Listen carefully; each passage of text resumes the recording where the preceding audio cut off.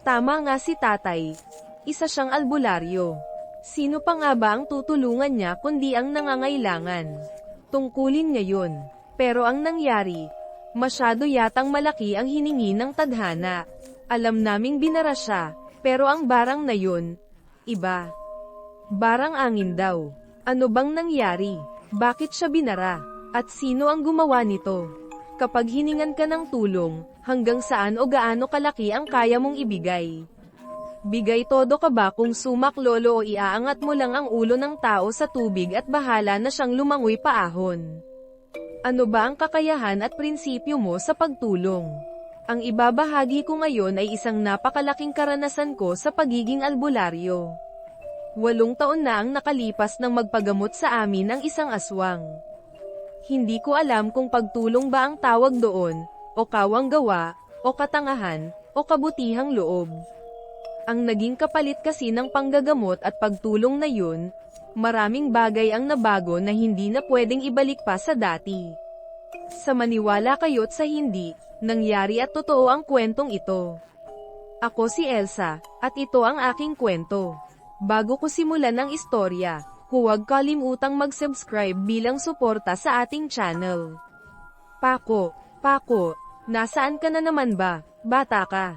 Boses ni ate, tagos sa buto ang inis. Yung mga hagasin, ititiwangwang na naman. Hay nako, Pako, ate, ano bang ginagawa mo dyan? Sabi ko, nagtatago sa lilim ng haligi. Parang may nararamdaman akong kakaiba. Kanina pa ako tawag ng tawag. Saan ka na naman ba nagsuot? Yung mga hagasin doon, ipis na naman. Bulyo niya. Hoy, Pako, sandali lang. Anong sandali? Mag-iisang oras na akong hanap ng hanap sayo. Hindi na sandali yun Kasalanan mo na yun.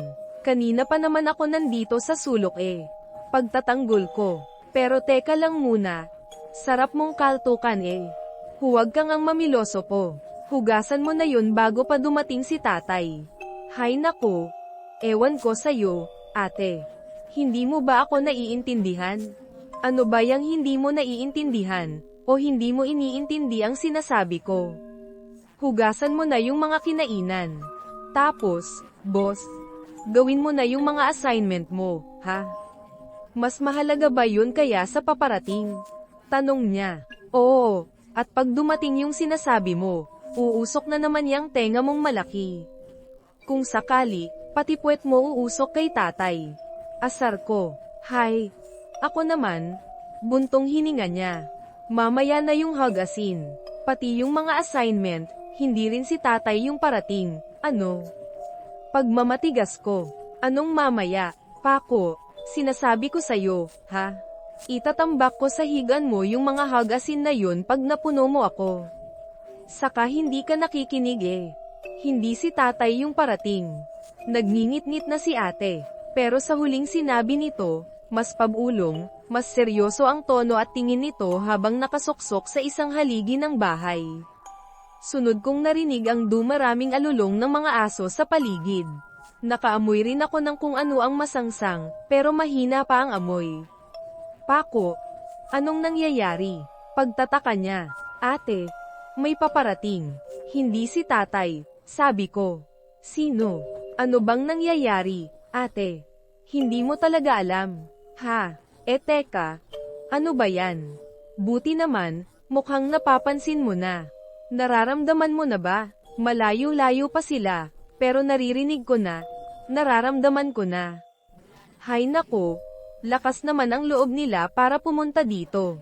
Tayo pa ang sasadyain nila Pero lagot tayo nito Wala pa si tatay. Ano kaya, ate? Kinakabahan niyang tanong. Huwag kang ang maingay. May sinasabi yung mga kaibigan ko. Utos ko. Unti-unti akong kinakabahan.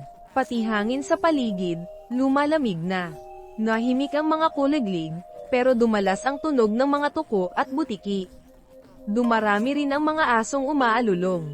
Ang mga pusa, humaba rin ang mga huni, na parang tumatawag ng atensyon o nagbababala. Ako, kalmadong-kalmado, nag-oobserba at nag-aabang lang samantalang siya, kinakabahan at malapit ng mataranta. Ni hindi ko agad naramdaman na may kung anong papalapit sa bahay namin. Ate, maupo ka na lang muna. Abangan natin yung mga susunod na senyales saka yung mga tunog, ha? Sabi ko, okay. Basta sabihin mo sa akin kung nandyan na, ha? Kung gaano nakalapit o ano, alam mo naman mas malakas ang pakiramdam mo pag-aalala niya. Hay nako, ba't ba kasi hindi matalas ang pakiramdam mo? Anak ka ng matinik na albularyo tapos ang hina mong makiramdam. Natataranta ka pa. Ewan ko. Maganda lang ako pero ang sablay kong anak ng albularyo. Pagtataka niya. Hay nako, ate.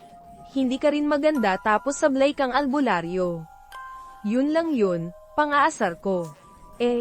Huwag ka nang pumontra. Basta maganda ako pero sablay lang sa pagiging albularyo. Hay nako, ate. Bahala ka na nga. Tumahimik ka na nga lang. Pinapakinggan ko yung mga kaibigan kong duwende. Hinihintay ko rin kung sisigat yung bat-ibat dito sa haligi. Baka masabi nila kung nasaan na yun. Kunin mo na lang yung langis para malaman mo kung malapit na sila, utos niya. Isa akong anak ng albularyo na nagsasanay na rin para maging albularyo. Siya naman si Paco, ang kapatid ko. Napakabata pa niya pero mas matalas ang pakiramdam niya sa akin, at ngayon, siya ang mas nakakaramdam sa mga aswang na papalapit sa amin. Oo, may mga aswang na paparating sa bahay namin, at wala pa ang tatay naming albularyo. Pag nagkataon, kami lang ng kapatid ko ang haharap sa mga aswang kaya ako ang mas kabado, pero ang kapatid ko, nakaabang, nakikiramdam, at nag-iisip. Tama si Paco, kasi may mga kaibigan at kalaro siyang duwende. Kahit iba pang elemento, nakakausap na niya.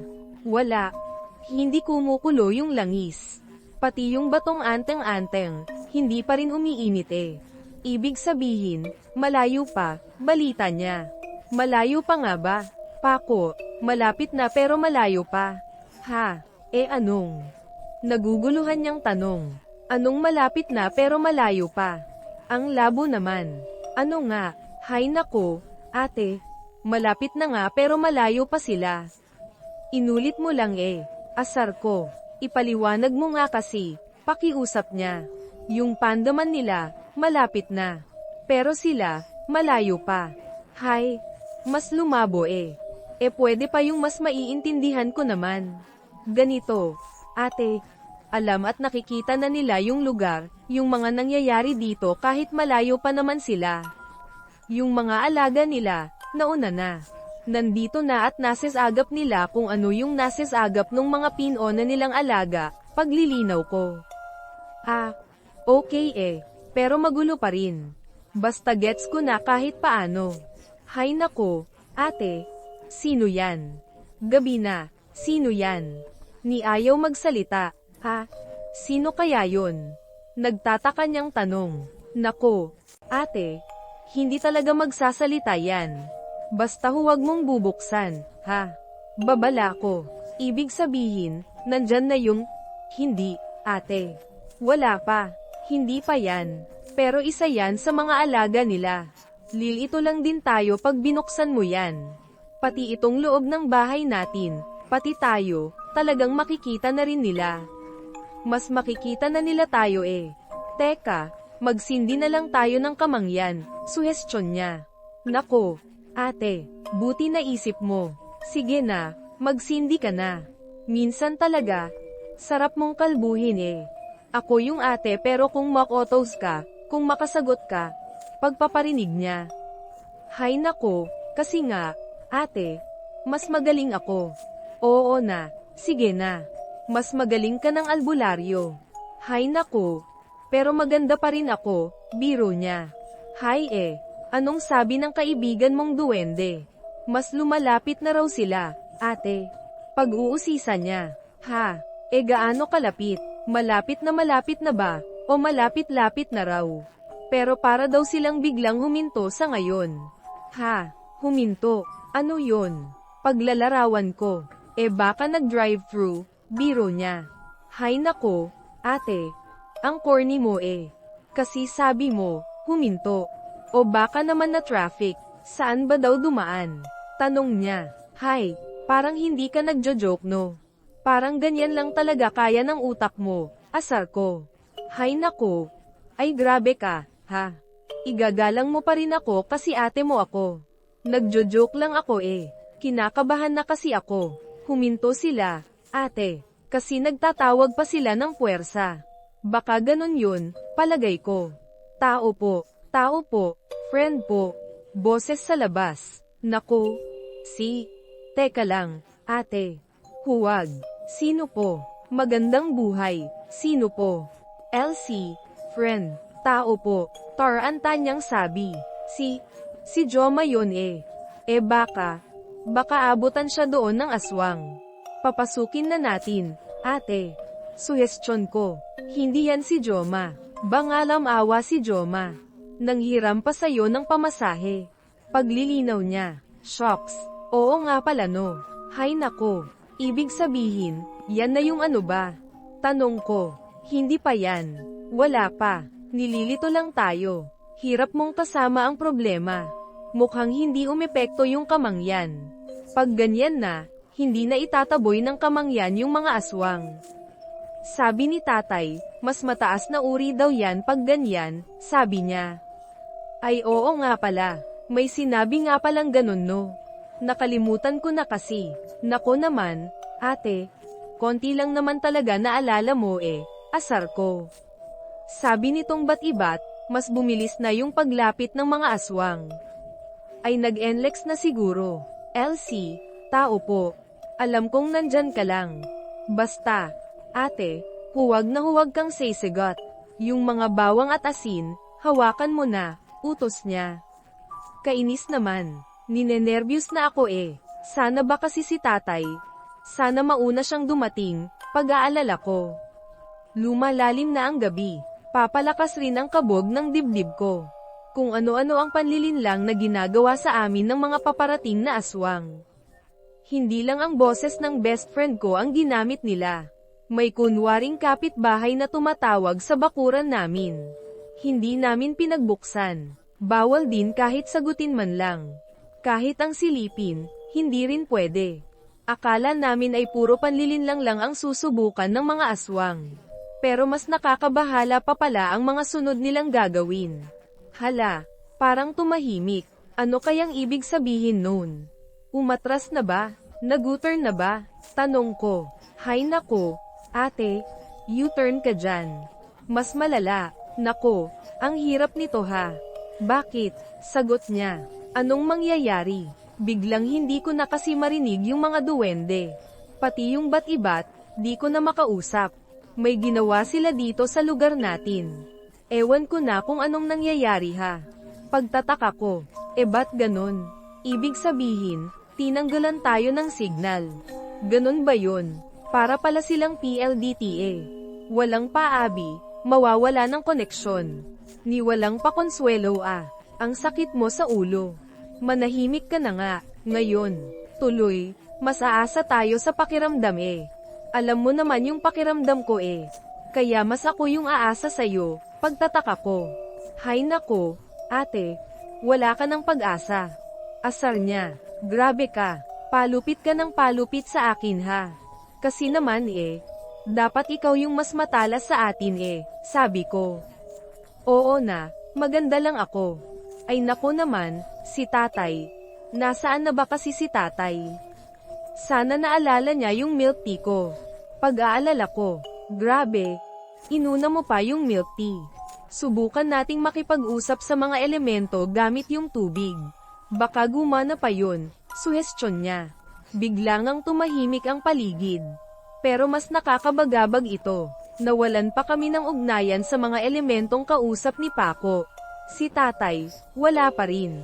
Magdadalawang oras na kaming nakikipaglaro ng hintayan. Pero hindi namin alam kung sino ang mauuna. Si tatay kaya o ang ayaw naming dumating. O ano, gumana ba? Tanong ko. Parang wala rin eh. Kainis. Wala rin kahit yung sa tubig eh. Nakakaasar. Sagot niya. Ang problema sa langis, kukulo lang yan pag nandyan na sa paligid yung aswang. Mas maganda pa rin na makausap yung mga duwende kasi mas marami, saka mas malinaw yung malalaman natin sa kanila sabi ko. Kasi hindi na kailangan yung mga elemento, ha? Ano yung langis, kumukulo na. Konti pa lang, pero talagang mas malapit na nga sila, saka mas naamoy ko na rin sila Paano na nga ha? Pag-aalala niya. Anong paano? Lalaban kung talagang aabutan tayo.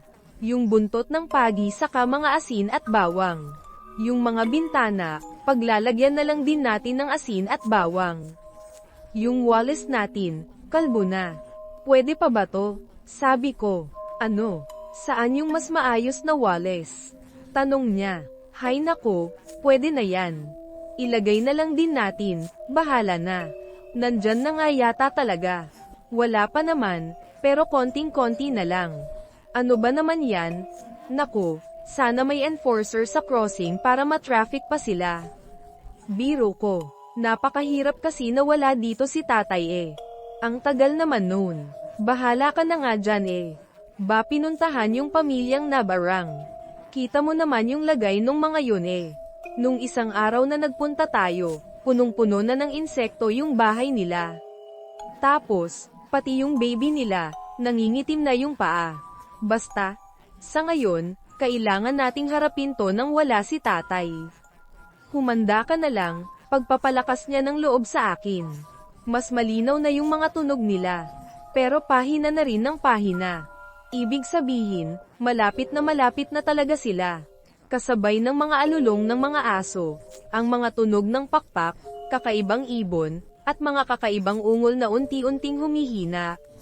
Kapag kasi mas mahina ang mga tunog na yun, mas malapit ang mga aswang kaya yung mga walang alam sa aswang, malilito at madaling mabibiktima, paglilinaw ko. Wala na tayong marinig, napakatahimik na. Humanda ka, ate, nandyan na sila, babala niya. Diyos ko, nandito na talaga. Wala na talagang atrasan, pag-aalala ko. Susubukan kong palabasin yung mga kaibigan kong duwende pati yung bat-ibat. Hindi naman talaga tayo sanay Kailangan natin ng tulong. Sana matawag ko rin yung kaibigan kong tikbalang. Kaso pasaway kasi yun Nako, bahala na nga, ate. Nandyan na sila sa bakuran. Pinapaligiran na yung bahay. Diyos ko, pati sa bubong, meron na rin. Mula taas hanggang sa lupa, meron, pag-aalala ko. Ba't naman kaya sila sumugod ng ganito Tanong niya. Kasi hindi kaya yan yung isang angkan ng aswang na kinakalaban ni tatay nung isang buwan. Yung biktima yung mga bata doon sa isang baryo. Pwede din, ate. Kaso, sobrang lakas ng mga yun. Mga may kulam din sila, pero ewan ko rin. Napakaraming aswang ang nagalit kay tatay sabi niya. Ang kwento ni tatay, bago pa man dumating ang mga mananakop, ang mga ninunong albularyo na niya ang kilala at inaasahan sa napakaraming bayan. Kaya sabi rin niya, ilang henerasyon na rin ng mga elemento at mga nilalang ng dilim ang nagpasalin-salin na rin ang galit at balak na maghigante. Pero ngayon, sino ang lahi ng aswangta? Nakalalamang sila dahil kaming mga anak na tinuturuan lang ang nadatnan nila, pagsasalaysay ko. Tatay, sumagot ka naman. Ipit na kami dito. Nako, wala, ni hindi masagot. Ano isa pa nga, ano ka ba, ate? Kaysa magtatawag ka dyan, mag-focus ka na lang dito sa lagay natin ngayon. Darating din yun si tatay. Kailangan lang mabuhay tayo hanggang sa dumating siya. Basta nandito tayo sa loob ng bahay, ayos pa tayo. Protektado pa tayo dito, sabi ko. Sigurado ka na ligtas tayo sa loob Kasi parang may nakakapasok daw Nagtataka siya. Ako naman, buwisit, ang kukunat ng mga to. Sa maliliit na butas ng bubong, unti-unting sumusuot at lumalaylay pababa ang mahahabang buhok. Bukod sa bawang at asin na nakakalat sa buong bahay, lalo sa bintana, may walls na nakataob sa mga pinto. May orasayon pang proteksyon din ang buong bahay, pero ang ilang parte ng mga aswang unti-unting pumapasok. Ibig lang sabihin, sobrang lakas ng mga aswang na to. Paglalarawan ko. Dama-dami na yung nakakasuya natin yung mga buhok bad trip. Ano bang gusto ng mga to? Pati sa lababo may lumulusot na masusukol tayo ate. Pati sa banyo may lumalabas na rin. Pagtataka niya, bilisan mo, ate, magsunog pa tayo. Magdahan-dahan kayo. Balak nilang masunog ang loob ng bahay para mapilitan kayong magsilabas. Huminahon kayo. Si tatay nandyan na sa labas. Boses ni tatay. Tay, tulong. Sigaw ko. Kumalma ka nga, tay. Napakarami nila. Ingat ka. Ako na bahala dito. Kayo dyan, kumalma lang kayo. Huwag kayong matatakot. Paganahin nyo yung mga utak nyo. Kayong mga walang hiya. Kaninong angkad kayo ng aswang? Napakalakas naman ng loob nyong sugurin ako dito. Akala nyo ba'y kaya nyo ako? Wala pang aswang ang nakatalo sa lahi ko. Kahit magalusan man lang, wala pang makakagala sa akin. Oo nga pala, pinakamalaking albularyo ang lahi natin kaya umayos ka dyan. Matatalo natin yung mga to. Pagyayabang niya. Ayun umatras yung mahabang buhok. Pagbabalita ko. Tara, sumilip tayo sa bintana para maalalayan natin si tatay. Aya ko. Diyos ko, sobrang dami pala talaga. Isang batalyon yan. Gulat na gulat ako. Uulitin ko, anong pakay nyo rito? Hindi karaniwang kilos na mga sinaunang aswang na sugurin ang malakas na kalaban, Malamang mga bagong dugo kayo kaya padalos-dalos ang kilos. Anong sagot? Kung ayaw nyong magsalita, hihilahin ko mismo sa mga bunganga nyo ang sagot. Banta ni tatay. Hindi mabilang ang dami ng mga aswang na unti-unting pumapalibot sa kanya. Hindi naman basta maka-atres baka sila pa ang maluso sa oras na hawakan nila si tatay. Pero nagulat kami ng tatlong aswang ang namil mabilis silang sumugod ng harapan kay tatay tumagos lang ang dalawa ang isa ay bumaliktad na parang bumangga sa pader na buhayan kami ng loob pero nagulat kami nang biglang sumirit ang dugo sa batok ni tatay. Si tatay na sugatan. Sigaw ko. Pako, tulungan natin si tatay pwede baka makasagabal lang tayo sa kawalayan kayang-kaya pa rin niya yan buwisit na tali ako hindi malala pero hindi pwedeng maulit yun. Mukhang may makapangyarihang nagpapalakas sa kanila, sabi niya. Tay, mag-iingat ka nandyan na ulit, babala ko. Kumilos ulit ang mga aswang mabilis nilang inikutan si tatay para malito ito sabay-sabay silang sumugod kay tatay mabilis na humugat si tatay ng buntot page at pinaikot ito na hagit ang marami sa mga aswang na iwasan niya ang iba. Tay ang galing ni tatay kayang-kaya kahit mag-isa ikaw lang naman yung masyadong kabado syempre tatay natin yan saka kita mo naman ba sobrang daming aswang ang lalaki ang bibilis pa ate kahit anong dami niyan kahit gaano pa kalaki ang mga yan mas makapangyari yan si tatay kasangga ni tatay ang kalikasan, sabi ko. Ano hindi pa rin kayo magsasalita itutuloy pa ba natin ta sandali lang tama na tumigil na kayo, boses ng isang aswang. May isang aswang na tila inawat na ang mga kasama nila pero maraming sumugod ulit kay tatay na hahagip silang lahat ni tatay ng top page ang iba ay napapaso o nakukuryente dahil sa panggang tig-alpo ni tatay nang nakalagpas may dalawa pang grupo ng aswang ang biglang nagdatingan. Lagot may mga restback ang dami mas dumami pa yata sila naku akala ko inawat na sila nung isa kanina tapos biglang may nagdatingan pa ba't ayaw nyong magsipaglubay talagang nagtawag pa kayo sige magsugot kayo kahit tawagin nyo pa ang buong angkan nyo, sabi ko. Sabi ng tama na magsitigil na kayo hindi tayo nagpunta dito para lapit ang unang papasok babagsak mula sa likod nagsugod kay tatay ang isang grupo ng mga aswang na paso lang din ang mga ito madikit kay tatay habang nanunood kami mula sa loob ng bahay laking gulat namin nang makarinig kami ng mga angle mula sa likuran namin nakapasok sila nakapasok tayo paano nangyari nakapasok kami aswang mag-ingat kayo gamitin lahat itinuro ko inyo ang hirap nito, boses ni tatay. Humanda ka, utos ko. Mula sa hagdan ng second floor, nagsisigapang pababa ang dalawang babaeng nanlilisik ang mga nagbabagang mata, naglalaway at nakaumang ang mahahabang pangil. Biglang humaba ang mga buhok nito. Nagulat kami kaya napulutan kami ng buhok. Kainis, but rip, nahuli tayo. Pako, Bitiwan mo kami. Tatay, nahuli kami. Kumalma ka. Subukan mong tumawag ng elemento. Kumalma ka lang, nahihirapan akong huminga. Malapit na sila sa atin. Kainis talaga. Halos mabalutan na ang buong mukha namin. Dahan-dahan gumagapang palapit sa amin ang dalawang aswang na takam. Pilit kaming pumipiglas pero napakahigpit ng pagkakapulupot sa amin. Pinilit kong tumawag ng elementong natatawag ko dati, duwende, tikbalang. Pero wala. Pero si Paco, siya ang nakapagpalabas sa bat-ibat. Hirap na ako. Ito na. Nandito na yung bat-ibat. Konting tiis lang. Ate, buti dumating ka. Kailangan namin ng tulong. Hirap na kami. Aswang ang kalaban. Alam kong kayang-kaya mo yan.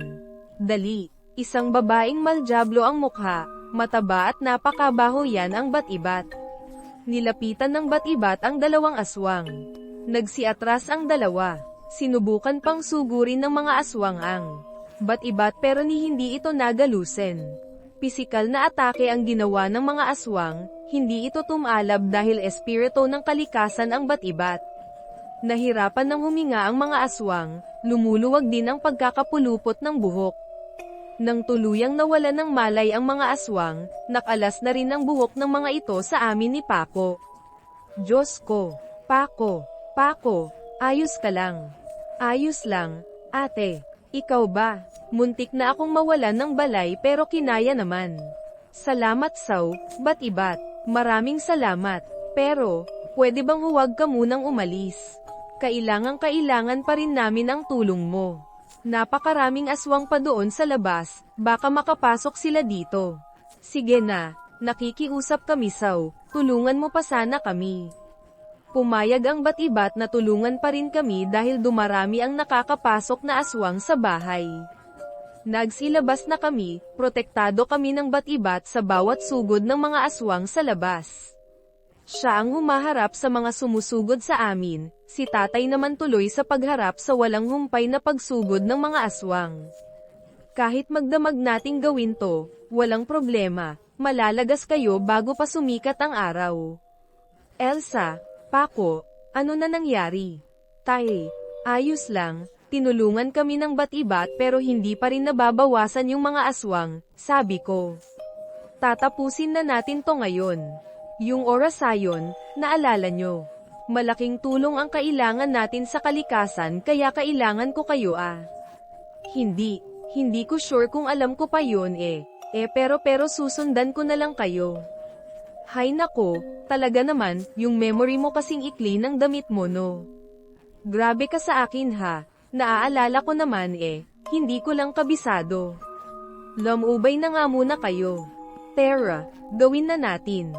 Puso ng tao, pusod ng kalikasan, may tisi, tulay ng ugnayan, tagahabi ng hangin, tagahawi ng tubig, taghulma ng apoy, tagabungkal ng lupa, buwan at araw, hindi namin hiling na tumungo sa amin, kundi sa paglusog ng kaakuhan, iadya kami sa pagdanak ng dugo, sa pagkaputol ng hininga, yapyusen kami at salagin ang bawat sunggab at hataw. Sa aming kalikasan ang kaligtasan, kaligtasan ang kalikasan. Sa isang orasayon, nakiusap kami sa kalikasan na tulungan kami. Ilang segundo matapos ang orasayon, isang bugso ng napakalakas na hangin ang humampez. Nagsitilapon ang mga aswang. Pagbangon nila, sinimulan ulit nila na ikot-ikot kami.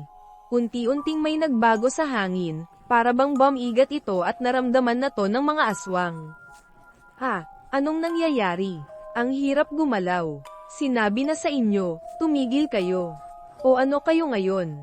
Mabilis pala kayo Wala yang lakas at bilis nyo ngayon. Dapat kanina pa kasi kayo sumuko. Ewan ko kung anong pumasok sa mga kapot nyo para sugurin ako sa bahay ko ngayon. Kahit ang magsisi, hindi ko kayo bibigyan ng pagkakataon. Ang matutulan ng kilos ng mga aswang, bumagal na. Tinulungan kami ng mga elemento ng hangin, literal na pinabigat at pakapal ang hangin kaya nahirapang kumilos ang mga aswang. Una ay bumagal sila hanggang sa halos hindi na sila makagalaw. Para silang nasa putikan base sa bigat ng pillows nila. O ano na, pagod na ba kayo? Wala na kayong magagawa ngayon. Siguro naman alam nyo na kung anong mangyayari sa inyo dito. Nagkamali kayo ng pinaso bako. Elsa, ako na ang tatapos dito. Itong punyal na mga bag-ani. Kahit anong lahi ng aswang, walang makakaligtas dito. Sa isang gabi lang ubos ang lahi nyo. Kasalanan nyo rin to, Toto ah. Sandali lang eh. Teka muna, hindi naming intensyong manakit. Ay sandali, ano kamo?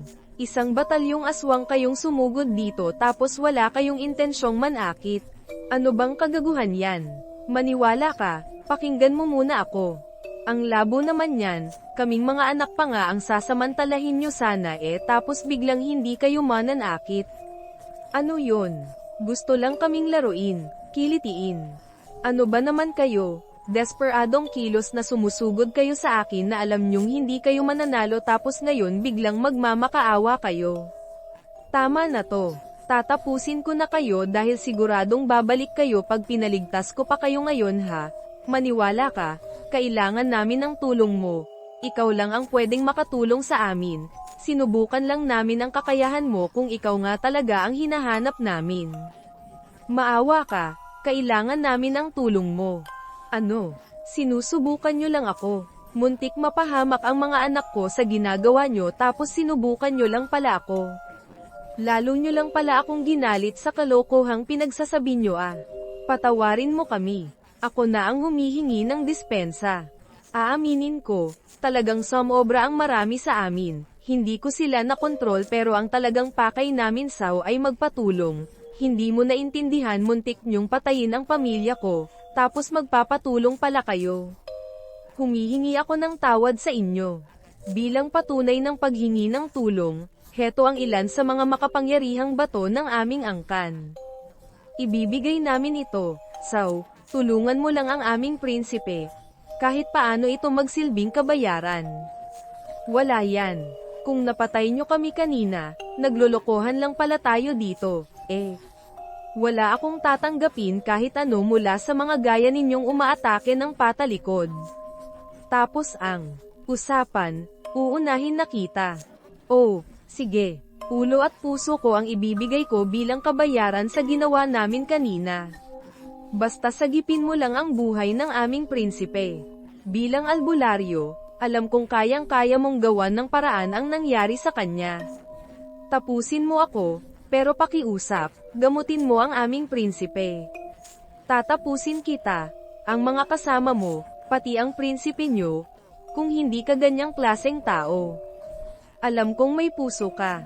May puso ako, oo. Pero kayo, wala. Kaya hindi ko kayo pwedeng buhayin. Pero, binuhay ka ni Anita noong ikaw ang naghihingalo, noong ikaw ang nasa ganitong sitwasyon. Natigilan si tatay sa binanggit ng matandang aswang. Naikwento ni tatay na agaw buhay siya dahil napuruhan ng tiyana, pero isang aswang ang gumamot at sumagip ng buhay niya. Naging kasintahan niya ang aswang na tumulong sa kanya, pero hindi yun ang naging nanay namin.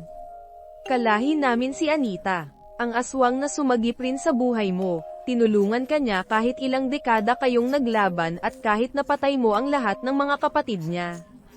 Kaya ngayon, kami ang nakikiusap sa'yo.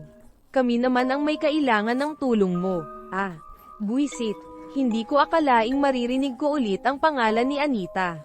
Tay, huwag kang magpaloko. Ginagamit nila yung utang na loob mo sa kanila. May history pala, Paano yan, Tay?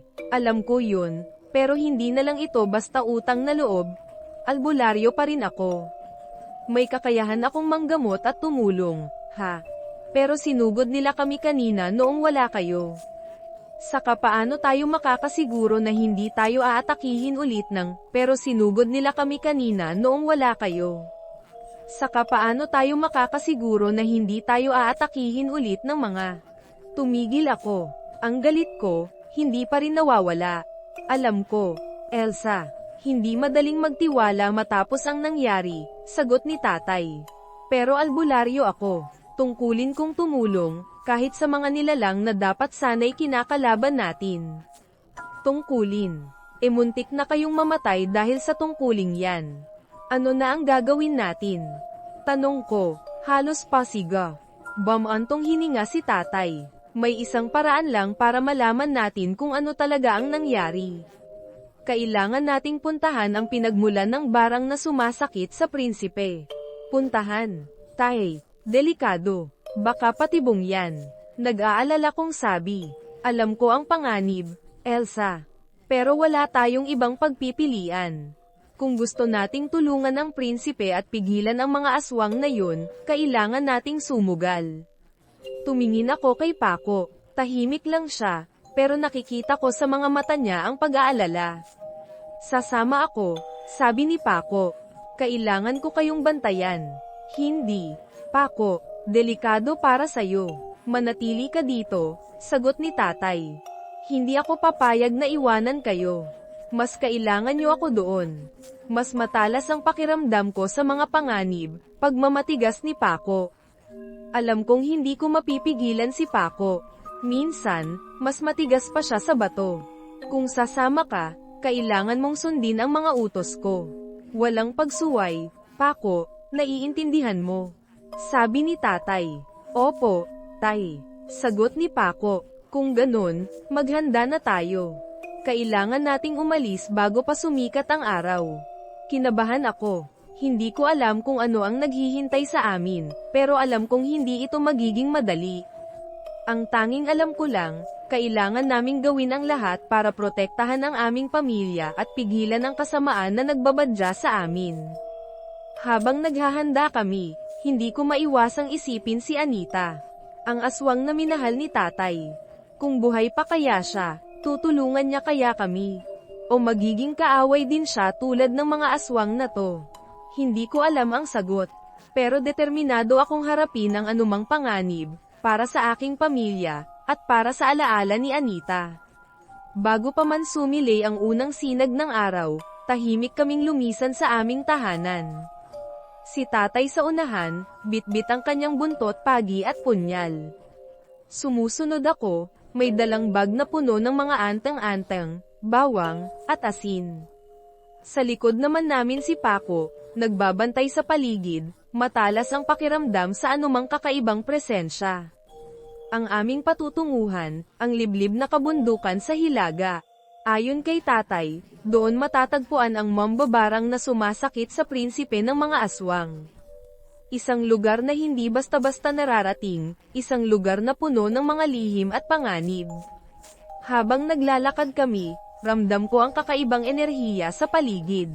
Ang mga puno, tila may sariling buhay, binabantayan ang bawat kilos namin.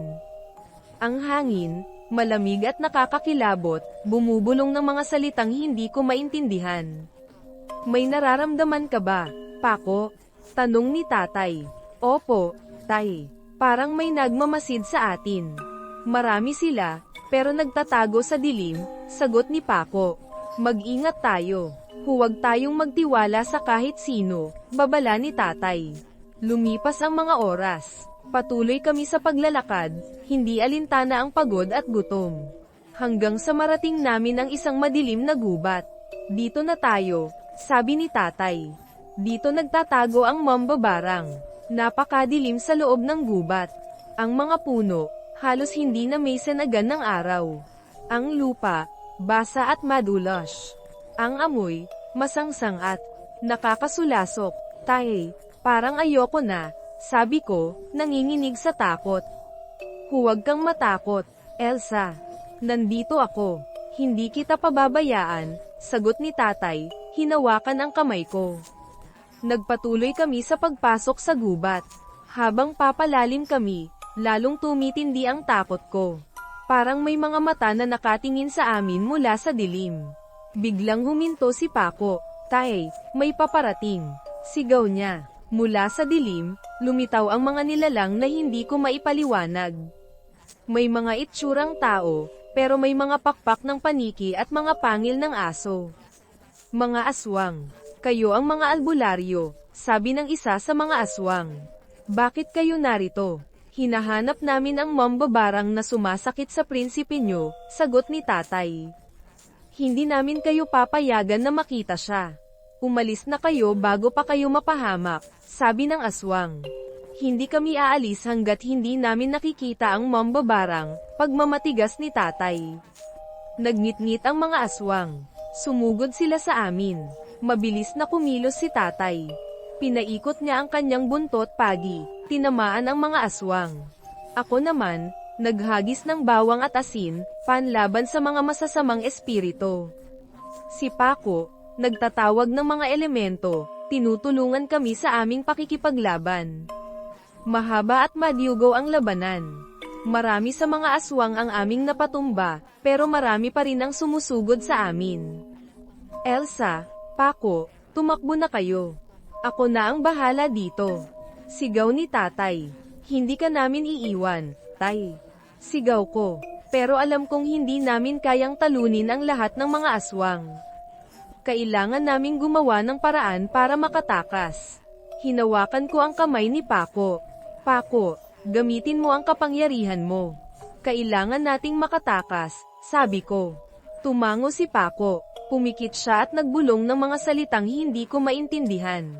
Biglang yumanig ang lupa. Lumitaw ang mga ugat ng mga puno, hamarang sa mga aswang. Tumakbo na tayo. Sigaw ni Paco. Tumakbo kami ni Paco. Iniwan si tatay na nakikipaglaban sa mga aswang.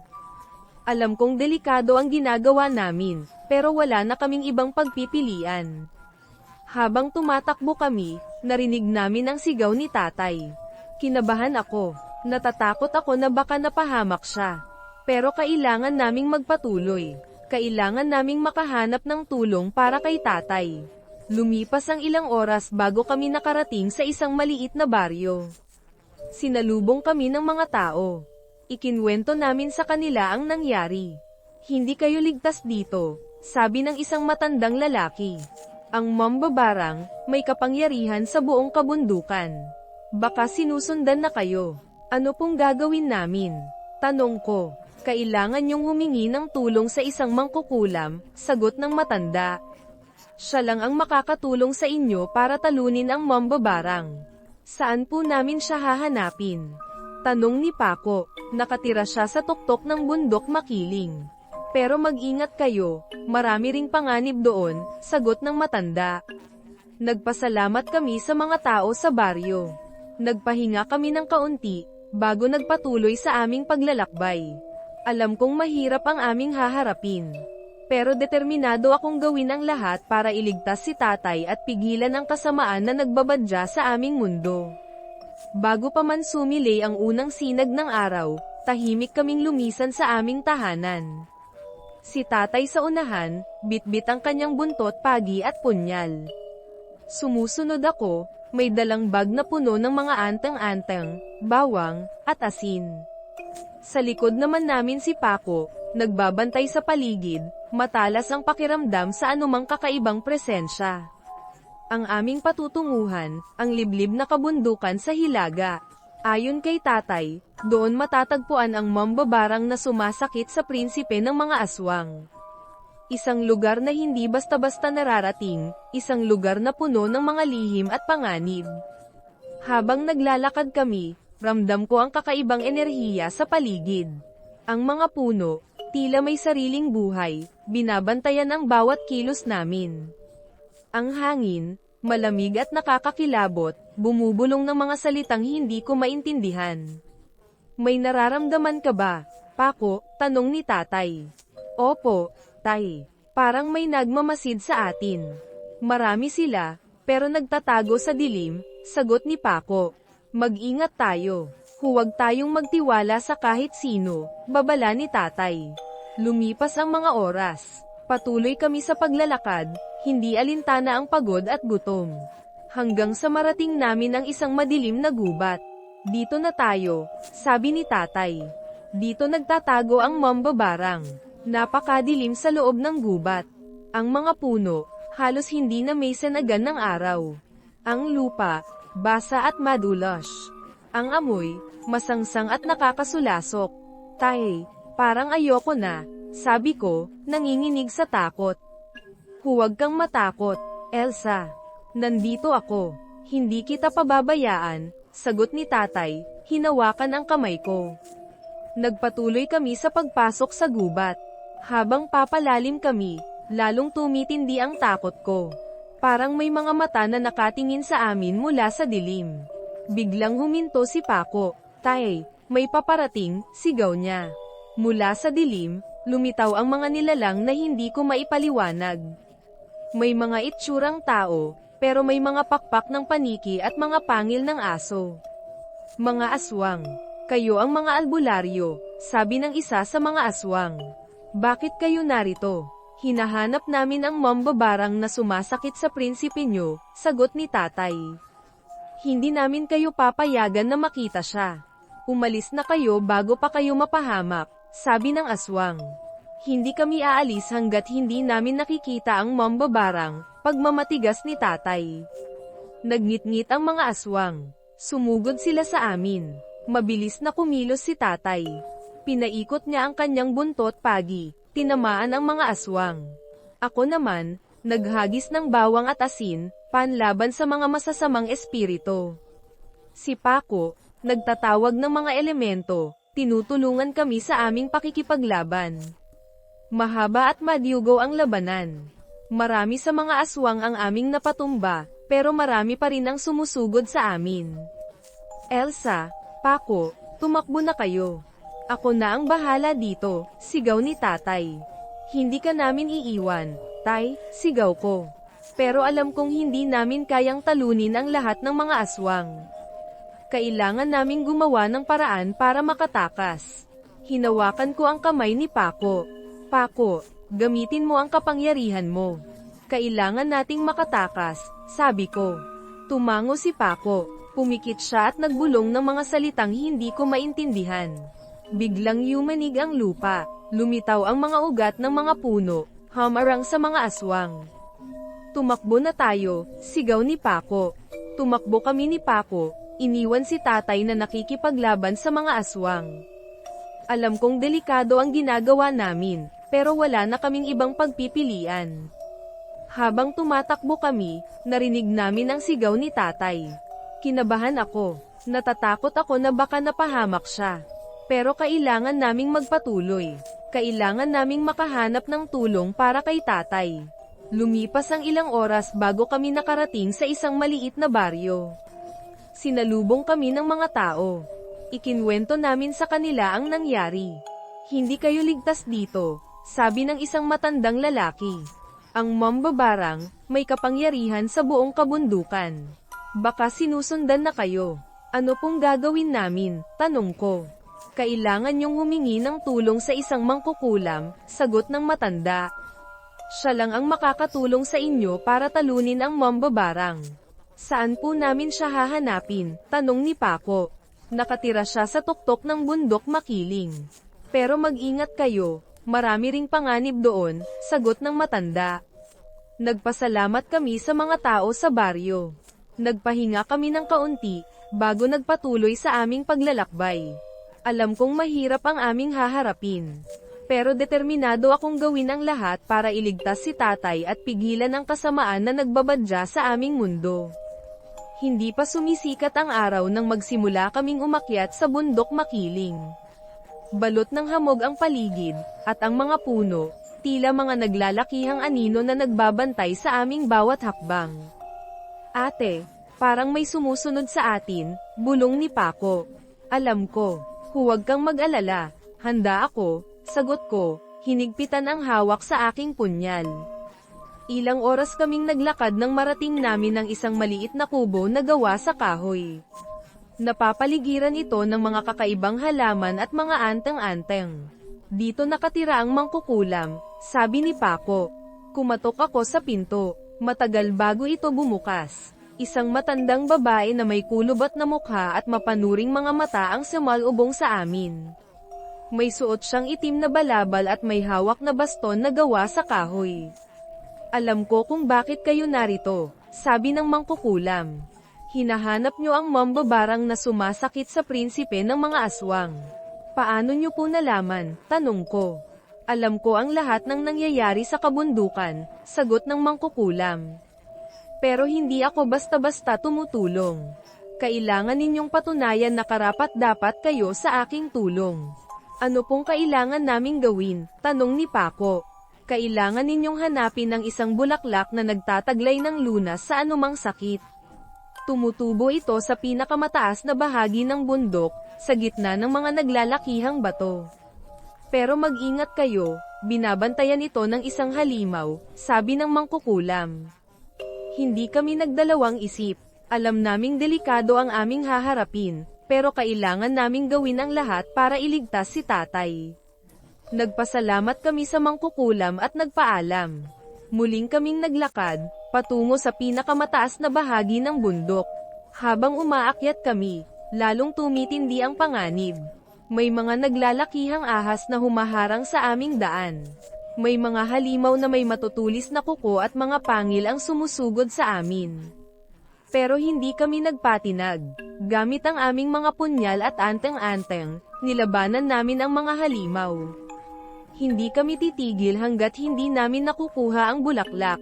Sa wakas, narating namin ang pinakamataas na bahagi ng bundok. Sa gitna ng mga naglalakihang bato, nakita namin ang bulaklak na hinahanap namin. Pero hindi nag-iisa ang bulaklak. Binabantayan ito ng isang naglalakihang halimaw. May katawan itong tao, pero may ulo ng baboy ramo at matutulis na sungay. Isang tikbalang. Kayo ang mga aagaw sa bulaklak, sabi ng halimaw sa garalgal na boses. Hindi ako papayag. Sumugod ang tikbalang sa amin. Mabilis ito at malakas, halos hindi namin ito masabayan. Elsa, ikaw na ang bahala sa bulaklak. Ako na ang bahala dito, sigaw ni Paco. Hinarap ni Paco ang tikbalang. Gumamit siya ng mga anteng-anteng at orasayon, sinusubukang pigilan ang halimaw. Ako naman, dahan-daang lumapit sa bulaklak. Pero bago ko pa man ito maabot, biglang sumulpot sa harapan ko ang isang matandang lalaki. May suot siyang itim na balabal at may hawak na baston na gawa sa bungo ng tao. Ang mambabarang. Hindi mo makukuha ang bulaklak, sabi ng mambabarang sa malamig na boses. Ako ang may-ari nito. Kailangan namin ang bulaklak para iligtas ang aming tatay, sagot ko. Hindi ako tumutulong sa mga albularyo. Kayo ang mga kaaway ng aming lahi, sabi ng mambabarang. Hindi kami kaaway. Gusto lang naming tumulong, sabi ko. Kasiraan lang ang dala ninyo. Mamatay kayong lahat, sigaw ng mambabarang. Sinugod niya ako. Gumamit siya ng mga kulam at orasayon, sinusubukang patayin ako. Pero handa ako. Natutunan ko kay tatay ang lahat ng kailangan kong malaman tungkol sa panggagamot at pakikipaglaban sa mga masasamang espiritu. Nilabanan ko ang mambabarang. Gumamit ako ng aking punyal at mga anteng-anteng, sinusubukang talunin siya. Mahaba at mahirap ang labanan. Pareho kaming malakas, pareho kaming determinado. Sa wakas, nakahanap ako ng pagkakataon. Hinagisan ko ang mambabarang ng aking punyal. Tumama ito sa kanyang dibdib. Napahiyaw ang mambabarang. Bumagsak siya sa lupa. Agad kong kinuha ang bulaklak. Tumakbo ako pabalik kay Paco. Paco, nakuha ko na ang bulaklak, sigaw ko. Mabuti, sagot ni Paco. Kailangan na nating umalis dito. Nagpaalam kami sa tikbalang, na huminto na sa pakikipaglaban matapos mamatay ang mambabarang. Mabilis kaming bumaba sa bundok. Pagbalik namin sa kubo ng mangkukulam, sinalubong niya kami ng ngiti. Alam kong magtatagumpay kayo, sabi niya. Kayong dalawa, may angking lakas at katapangan. Inabot ko sa kanya ang bulaklak. Tinanggap niya ito at sinimulang ihanda ang gamot. Pagkatapos ng ilang oras, natapos na rin ang gamot. Ibinalik ito sa amin ng mangkukulam. Dalhin ninyo ito sa inyong tatay. Ito ang magpapagaling sa kanya, sabi niya. Nagpasalamat kami sa mangkukulam at nagpaalam. Mabilis kaming bumalik sa aming baryo. Pagdating namin, nakita namin si tatay na nakahiga sa kanyang kama. Nag-aalala ang kanyang mga kaibigan at kapitbahay. Tatay, narito na kami, sigaw ko. Lumapit ako kay tatay at ipinainom sa kanya ang gamot. Matagal bago siya nagising. Pero nang imulat niya ang kanyang mga mata, ngumiti siya sa amin. Elsa, Paco, Nagtagumpay kayo, sabi ni tatay. Salamat sa inyo. Niyakap namin si tatay. Alam naming ligtas na siya. Mula ng araw na yun, mas naging matatag at mas matapang kami. Natutunan naming harapin ang anumang panganib, basta't magkasama kami. Pero hindi pa rin namin nakakalimutan ang mga aswang. Alam naming babalik sila, at handa kaming harapin sila. Isang gabi, habang tahimik kaming nagpapahinga sa aming tahanan, biglang may kumatok sa pinto. Sino yan? Tanong ko. Bumukas ang pinto. Isang lalaki ang nakatayo sa labas. May suot siyang itim na balabal at may hawak na baston na gawa sa bungo ng tao. Ang prinsipe ng mga aswang. Hindi pa tapos ang laban natin, sabi ng prinsipe sa malamig na boses. Babawiin ko ang lahat ng nawala sa akin. Hindi ako natakot. Handa akong harapin ang prinsipe ng mga aswang. Hindi ka magtatagumpay, sabi ko. Hanggat magkasama kami, hindi namin kayo pababayaan.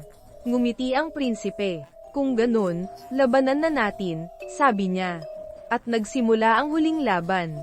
At dyan nagtatapos ang kwento ko. Salamat sa pakikinig. Naway maging aral ang kwento na ito tungkol sa pagmamahalan, katapangan, at pananampalataya. Magandang araw sa inyong lahat.